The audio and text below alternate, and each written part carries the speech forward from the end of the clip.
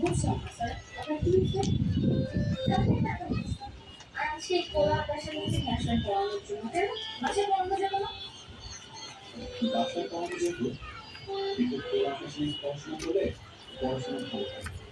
এটাকে বলা হয় ন্যাচারাল স্টাডি।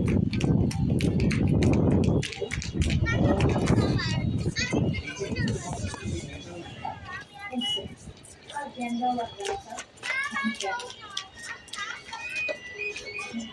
এই এই যে ম্যাথ সাবজেক্ট আছে না, এই ম্যাথ সাবজেক্টে যিনি পড়াননি তার নাম হচ্ছে নিকোলাস ম্যাথিউস। নিকোলাস ম্যাথিউস কিন্তু তোমার মতো ছিল। কি ছিল? কি করেছেন তিনি?